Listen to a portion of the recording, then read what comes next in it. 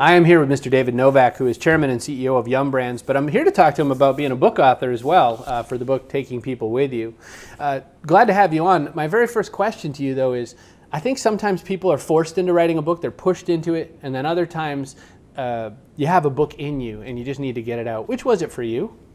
Oh, I think this is definitely a book that was in me. I've been teaching a leadership program called Taking People With You for 15 years, and I'm passionate about the subject. I started out with 8 people in London, 1998, I believe it was, and then I started teaching it to 50 people. I've been scaling. I just did the program to 120 executives in Shanghai, and every program's been different. I constantly learn from other people. I interview other CEOs, coaches, psychologists. I'm a real student of leadership. So, and after every program, people always come up to me and say, how can we take this to the next level? You ought to write a book. There's never been a program that I've done that somebody hadn't said you ought to write a book about it. Mm-hmm. So it's one that it's been a labor of love, and it's just something that I'm really passionate about. Well, I mean, you did talk about being a lifelong student, and I agree that's vital to being able to execute on a book like this and or to execute on your courses. But I want you to think back, maybe late 20s or so, when you first started getting into corporate culture, like maybe even as you're coming up in the bottling plant at PepsiCo before you came over to Yum. We have the situation where senior leadership will go off to some kind of rah-rah session and come back and say, you've got to do this new thing that we all taught you to do. You're on the other side of that coin now. You're the one teaching the rah-rah session. So how do you advise that it really becomes sort of living and breathing inside a company? When people do this, how do you get them from, that was a great book, to everyone's going to really sing this song? Well, I think the big thing is that you can't have a you got to do mentality. What you have to do is get everybody on the same page, share all the information that you have, define reality together, and then come up with an action plan together. And then all of a sudden, it's not my idea, it's our idea. And I think that leaders today have to take the time to do that. It actually makes you go faster. A lot of times people think that they don't have time to get people involved. They got to move forward. But if you don't take the time to get people involved up front, you're always going to have to circle back later and get it done. So, what I try to do is just take the time to have everybody understand why we're doing what we're doing. Ask people what they think about the ideas that I may have or some other leader may have. Get their input. Adjust if necessary. But then together, it's you move from me to we, which I think that's what leadership is all about. David, one of the things I was impressed with in your background that I didn't know about you before, I know all these really extraneous things about how you're the dream team guy that everyone wants on the Forbes dream team or whatever, and there's all these facts thrown out. But I didn't realize that you'd come up through sales and marketing, and one of the times that really kind of showed to me in the book was when you talked about being sort of an advertiser for your big ideas. And I hear that even now. You're not just saying get people into this sort of thing. You're saying really advocate and advertise. What are the first steps, I guess, for most leadership? I don't think comes from sales and marketing. They usually come from operations. How do you kind of warm them up to the idea that that's part of their duties? Well, one of the things that's really interesting, when I was asked to do this leadership program by Roger Enrico, who was the chairman of PepsiCo, he asked me to put some thoughts together on how I lead. And I never gave the program at PepsiCo because we were spun off from PepsiCo, but it got me thinking about what is it that I do that in leadership that may be a bit unique. And I do have a marketing background, and one of the things that I always do in marketing is I always ask what perceptions, habits, beliefs you have to change, build, or reinforce to grow the business. And then when I thought about how I took people with me, I realized I was doing the exact same thing with people. And I was looking at people as my target audience, and that I needed to understand them, understand what they were thinking, how they ticked. And then if I was going to get people to go along with me, once I knew what their issues were, what the strengths, weaknesses, barriers might be on whatever I'm trying to get done, I could be relevant to the people that I have the privilege of leading. And when you're relevant, you have a halfway chance to inspire. And so, to me, what I've really done is I brought marketing to the process of taking people with you. And there isn't anybody I know in business that's successful that in the end doesn't have to sell something or doesn't have to take people with them to get something done. And the best leaders are intuitively good marketers, no matter what you might want. You might not want to call yourself a marketer, but you are. You know how to get inside to the heads of your customers. You know how to get inside of the heads of the people that you lead. And when you do that, I think you're on your way to being able to inspire and to motivate, because you're relevant and you're talking in terms that people can understand and relate to. You know, it's funny how sales and marketing sometimes gets to be a four-letter word, and yet to your point, it's necessary to get it to the end. David, I have a sort of unfair question for you, and you can weasel out of it and tell me that the answer is, well, everyone's unique and individual, and I want to focus on the strengths that I have of people. But listen, you've gone to Shanghai and taught leadership there. In South Africa, you got to watch people sing back and forth to each other, which I found quite motivating in the book. Just those interests. What kinds of bits from other cultures do you wish you could take in and really highlight in the U.S. culture and say, boy, if we did just a hair of that. In the old days it was Japan, and we've got to do incremental change. I get that one. What's something new that you've found in your world travels that you wished you could graft onto the U.S. business culture?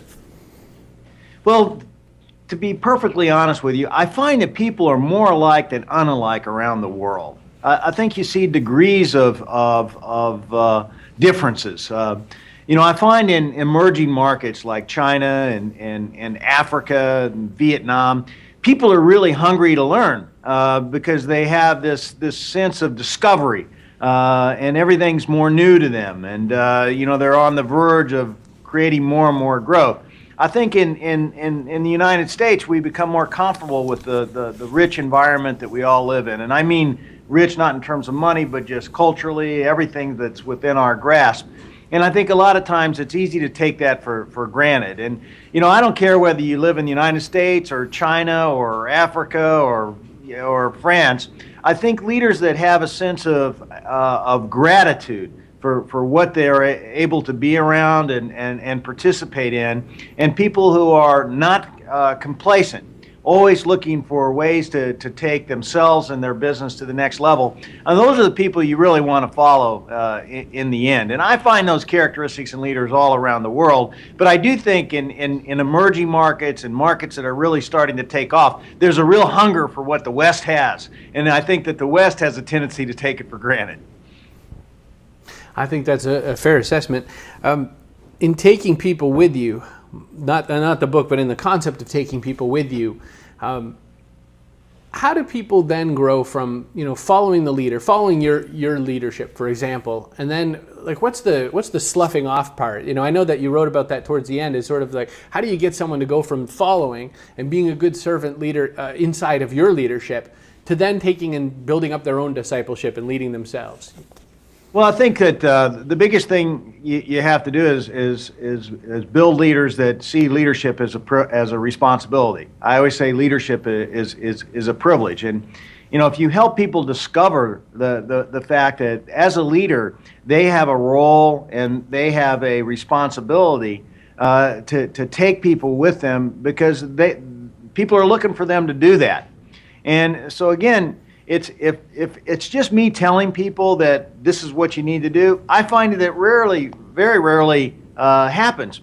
The reason it happens and the reason why it gets cascaded up and down your organization, no matter how large or how small it may be, is that you have leaders self-discover that role, and they come to the conclusion themselves that this is what they need to do to be a great leader. I always say telling isn't selling. Self-discovery is the key. And what you have to do, I think, as a leader is plant the seeds that help people self-discover the power that they have within. David, I noticed all throughout the book there are little sort of mindset checks, I think is what they were called all the way through. And they're all basically, little gray boxes, and they say something, most every time it's something like, I'm going to try versus, we can make this work together. And it's really recorrecting. And what I thought was this. When you had meetings, and maybe still when you have meetings, are you the kind of fellow who corrects that language right then and there and says, whoa, this isn't an I situation, this is sort of a we situation? Is that how you kind of came up? Well, I personally, maybe this interview excluded, but when I'm dealing with people, I deal with we. Mm-hmm. Now, one of the things that I find myself saying every now and then is that we need to try to do something, and I do catch myself whenever I hear the word try. I always say we need to untry, that we need to get it done. So, one of the things I love about teaching leadership is that when you teach it, you're constantly bringing up, reminding yourself what you should be doing. And sometimes I'll realize that I missed a step that I shouldn't have missed, or that I said something in a way that really isn't as motivating as it could be. And so it really helps me walk the talk. Because by constantly teaching leadership, I'm keeping the principles in front of me all the time. It's an important thing in leadership books, and it's an important thing in the principles of marketing to really stay on the positive side of aspects. But I find that a lot of times addressing organizations, especially if you're in kind of a larger organization, and maybe if you're in a challenger organization or a challenger category where you're competing against other things, and Yum rates pretty highly in all of your restaurants and whatnot in what you do. And of course, though, that there's challenges and fighting going on for different things. How do you, or in the way of taking people with you, what do you do to let people sort of acknowledge that there's some rough stuff out there, but not swim and bathe in it all day? Well, I think first of all, you have to understand what the problems are with yourself as an individual and with your business. And in fact, one of the most powerful marketing tools that we have is what we call a problem detection study. We want to understand what the most important problems are that occur most frequently. And once we understand that, then we can come up with programs and initiatives that deal with those and make our customers happy. So, what we try to do is create an environment where you get everything out on the table. We call it healthy debate, healthy decision. So, we really want to get all points of views out on the table, and we want to celebrate conflict. One of the things I talk about in my leadership program is that a leader has to be a miner of conflict. A lot of times, and I learned this from Patrick Lencioni's book. I love that phrase. You can be in a meeting and you can give a presentation. You think you might have approval, and you might think people are with you, but in the end, people are thinking things or they're giving you a slow no. They might not be telling you that they don't want to do it, but in the back of their mind, that's what they're thinking. So they'll walk out of the room. You might think you have agreement, but you really don't. But I think what a leader has to do is make sure you go around the room and ask everybody, what do you appreciate about what we just talked about here? What do you think really works? And then ask the just as important question, which is, how do we make it even more effective? And if you use that process, what do you appreciate? How do you make it even more effective? And you ask everybody in the room what they think about what you are asking them to do, you'll find out what people are really thinking, and you'll get the issues out on the table. And I think a leader has to understand and overcome the obstacles all along the way. So you can't have your head in the sky. There are good books and there are great books, and for me as a long-time reader of a lot of books, and I'm sensing in here that you do a lot of reading as well. I think that it shows in how you've put the book together. What I think makes this book great is that there's tons of actionable material in it. And if there's a lot of business books that are just kind of, we did this, and maybe you'll figure that out yourself. And this book is not. This book is pretty much a workshop hidden inside a book. Does that come out of the fact that you ran a leadership program? Does it come out of the fact that you're quite a well-read person in business books, or is it a bit of both? How's it come out that this becomes such an actionable book? Well, I think you might have hit on all three things. Number one, I have taught the program, and I've continually improved it, and I've learned from other people. So I think that's true. Number two, I've read almost every major leadership book, and I agree with you. Most of them, you can get some ideas and thoughts, but they deal in generalities and principles. But I think the real thing that drives this book is I really believe that you have I can give here. This is, to me, is a giving book. I've been able to learn from so many different people. As CEO, you get so much exposure. I've had so many different jobs in my career. It's my opportunity to give back. And so what I wanted to do with this book is not just have a book that you read and put on the shelf. I want you to have a book that you read and you use. That's why I ask people to read one chapter a day, internalize it, and then develop a plan all the way along the way, because this book it's like going through my leadership program. And so to me, it's sort of a combination of all those things. There's things I've learned in leadership books that I put in my program. Like I just mentioned Patrick Lencioni's book, The 5 Dysfunctions of a Team. I got the notion of miner of conflict.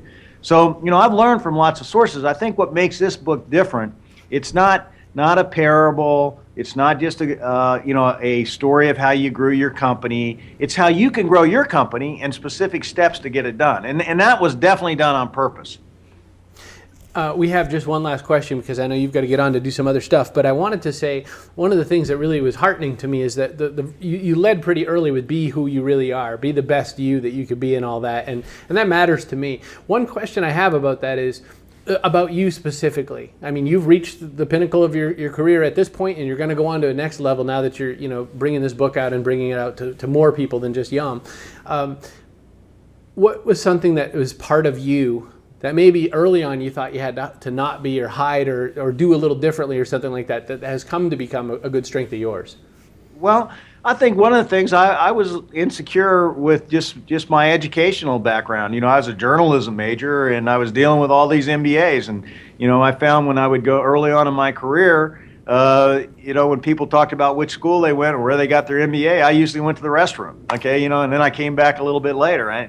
And what I found is my ability to communicate and has been one of my greatest strengths. My ability to write down on paper and simplify and put things in common language that everybody can understand. That is, I think, one of my strengths in leadership. So that journalism background and my interest in writing and marketing and communication has ultimately become a very big strength. And particularly in the early days, not having an MBA, I was too conscious of and self-conscious about, and that proved to be totally erroneous. Experience takes care of all those kinds of things. Not a question in my mind. The book is Taking People With You. This is David Novak, who's chairman and CEO of Yum Brands. Thanks so much for taking time to sit down with us today.